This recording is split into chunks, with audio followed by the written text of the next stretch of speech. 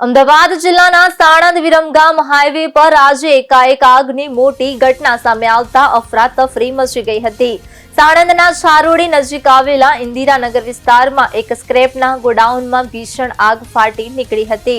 આગ એટલી વિકરાળ હતી કે તેના ધુમાડાના કાળા ગોટા કિલોમીટર દૂર સુધી આકાશમાં જોવા મળ્યા હતા। રહેણાંક વિસ્તારની નજીક આવેલા આ ગોડાઉનમાં આગ લાગતા સ્થાનિક લોકોમાં ભારે ભયનો માહોલ સર્જાયો હતો। આગને પગલે સમગ્ર ઇન્દિરાનગર વિસ્તારમાં દોડધામ મચી ગઈ હતી। પ્રાથમિક માહિતી મુજબ ગોડાઉનમાં રહેલો સ્ક્રેપનો મોટો જથ્થો આગની લપેટમાં આવી જતા મિનિટોમાં જ બળીને ખાખ થઈ ગયો હતો।